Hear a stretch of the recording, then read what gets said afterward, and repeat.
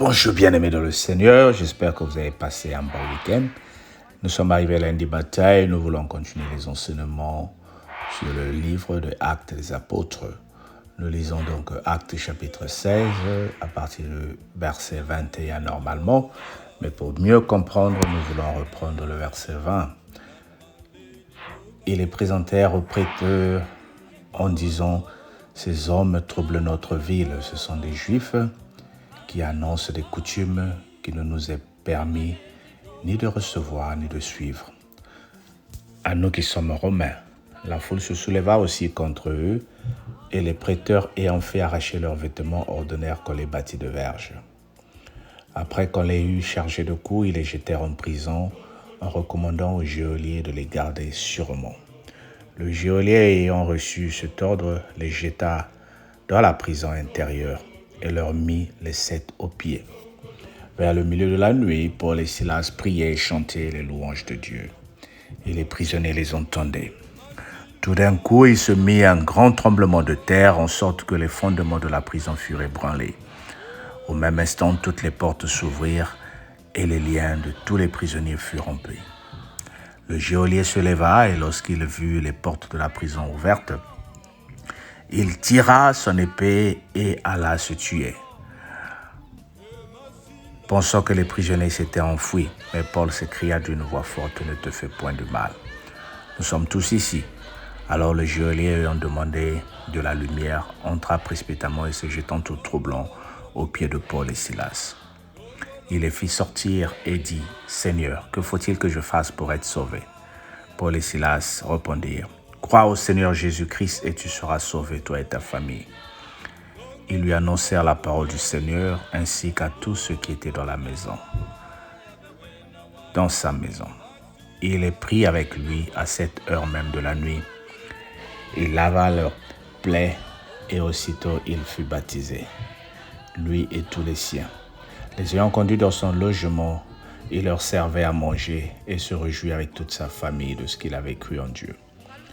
Quand il fit jour, les prétendeurs envoyèrent les lecteurs pour dire au geôlier « Relâche ces hommes ». Et le geôlier annonçant la chose à Paul, les prêteurs ont envoyé dire qu'on vous relâcha. Maintenant, donc, sortez et allez en paix. Mais Paul dit au lecteur, après nous avoir abattus de verges publiquement et sans jugement, nous qui sommes romains, ils nous ont jetés en prison. Et maintenant, ils nous font sortir secrètement. Il n'en sera pas ainsi. Ils viennent eux-mêmes nous mettre en liberté. Les lecteurs apportèrent ces paroles aux prêteurs qui furent effrayés en apprenant qu'ils étaient romains. Ils vinrent les apaiser et les mirent en liberté en leur priant de quitter la ville. Quand ils furent sortis de la prison, ils rentrèrent chez Lydie. Et après avoir vu et exhorté les frères, ils partirent. Amen. Nous avons lu Actes chapitre 16, les versets 21 jusqu'au verset 40, ou les versets 20 jusqu'au verset 40. La puissance de l'adoration et de la prière. Paul et Silas ont servi le Seigneur et à cause de cela, ils ont été mis en prison. Mais en prison, ils ne se sont pas tus. Ils ont commencé à adorer Dieu. Oh bien-aimé, combien de fois tu as été mis en prison par la mort? Combien de fois tu as été mis en prison par la maladie et tu t'es tué? Tu te dis, je suis fatigué, j'ai la lourdeur, je n'arrive pas à prier. Les problèmes sont trop. Je ne vois aucune réponse à ma prière. Je suis fatigué. Non, c'est dans ces moments-là où tu es mis en prison, où tu es tourmenté par la maladie, où tu es tourmenté par des problèmes, que tu dois te rappeler que Dieu ne t'a pas abandonné. Tout ce que tu dois faire, c'est continuer à l'adorer. C'est ce que Paul et Silas ont fait. Et quand ils sont en train d'adorer, la Bible nous dit ici, pas seulement Paul et Silas, mais les chaînes qui emprisonnaient tous les prisonniers étaient tombées. Oh, la puissance de l'adoration. Lorsque Dieu descend, bien-aimé, pour faire la justice, quelles que soient les chaînes des prisons qui te sont soumises, quel que soit ce que le diable t'impose, tu as la victoire au nom de Jésus. Alors, bien-aimé, regarde ici la puissance de l'adoration. C'est quoi l'adoration? L'adoration, c'est donner la première place à Dieu, bien-aimé. Il faut que tu lui donnes la première place dans tout ce que tu vis. Il faut l'adorer jour et nuit. Il faut faire des sortes que tout ce que tu fais adore Dieu. Adores-tu Dieu par ton comportement? Est-ce que quand tu marches et que tu es habillé, c'est toi qu'on adore ou c'est Dieu qu'on voit? Est-ce qu'on voit Dieu? Est-ce qu'on voit Dieu? Tu peux adorer Dieu avec les témoignages. Lorsque les gens sont étonnés, qu'est-ce qui se passe dans ta vie? Mais dis-leur, c'est la main de Dieu. Lorsque les gens se demandent, mais comment tes enfants ont réussi à l'examen? Mais dis-leur, c'est la main de Dieu. Lorsque les gens te demandent, mais cette maladie-là, qu'est-ce qui se passe? Dis-leur que Dieu est au contrôle. Adorer Dieu, c'est lui donner la première place. Ne jamais humilier ton Dieu. Que les gens ne te disent pas, voilà, toi qui pries tous les jours, voilà ce qui t'arrive. Que les gens ne moquent pas ou ne se moquent pas de ton Dieu, mais plutôt que les gens élèvent Dieu à travers tes problèmes. Que les gens élèvent Dieu à travers tes bénédictions. Paul et Silas, ils ont adoré la puissance. Ils étaient faussement accusés. On les a mis en prison. Mais quand ils ont révélé qu'ils étaient aussi des Romains, à l'époque, le peuple juif était occupé par les Romains. Ils étaient occupés par les Romains. Ce sont les Romains qui dirigeaient. Et tous ces territoires-là étaient des territoires romains. Paul leur a dit, nous connaissons la loi. Vous nous avez arrêtés et vous voulez nous libérer comme ça indignement. Non, nous devons être jugés sous la loi romaine. Dites-nous qu'est-ce que vous nous reprochez. Nous avons juste prêché la parole de Dieu. Oh bien-aimé, combien de gens te mettent en prison? Combien de gens t'accusent ou t'accusent faussement à cause de ce que tu n'as pas fait et qui veulent s'échapper par la justice et qui veulent s'échapper par les magouilles. Mais je viens t'apporter ici. Par l'adoration, le Seigneur est en train de t'amener dans la justice.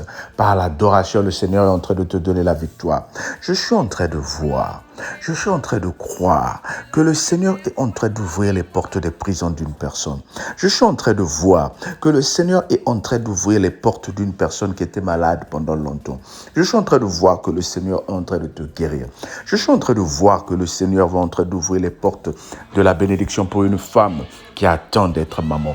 Je suis en train de voir les portes de la bénédiction pour le Seigneur qui est en train de donner la grâce à une personne qui attend ses papiers.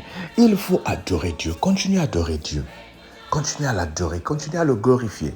Donne-lui la première place dans ta vie et tu verras que ce Dieu-là ne va jamais t'abandonner. Il sera toujours avec toi. Ce qui est bien, le geôlier, lorsqu'il amène Paul dans sa maison, toute sa famille reçoit le Seigneur. Toute sa famille donne la vie à Jésus. Bien-aimé, les choses qui se passent dans ta vie sont en train de préparer la repentance. Sont en train de préparer la repentance des personnes. Et il faut que toutes les personnes qui vont venir en contact, qui vont être en contact avec toi, réalisent que tu as la main de Dieu. La parole de Dieu qui est en toi, ce n'est pas pour te faire honte, mais c'est pour te donner la victoire. Paul na Silas na katia boloko babele la kinzambe nzambe ayano na kibango. Paul et Silas en prison, ils ont prié. Bisope lokola tobele nzambe. Il va élever la main. Toi aussi adore Dieu. Sembola loboko. Élève ta main, Seigneur de ma vie.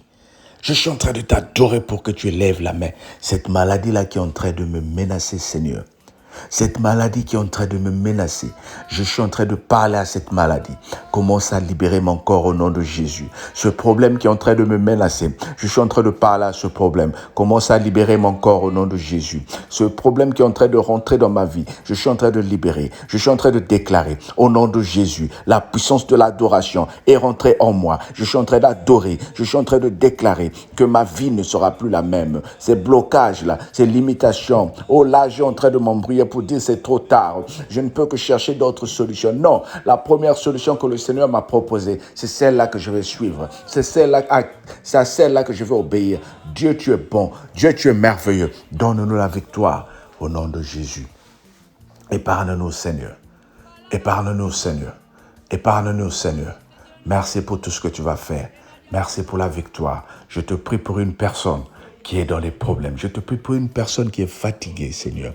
Donne-lui la victoire au nom de Jésus. Guéris, Seigneur. Guéris, Seigneur. Oh, Seigneur, je me lève au nom de Jésus. Je suis en train de déclarer que cette semaine qui commence sera une semaine de merveille, sera une semaine de guérison, sera une semaine de bonté. Oh, dis, c'est de moi qu'il s'agit, je reçois. Que la grâce de Dieu soit avec toi. Amen.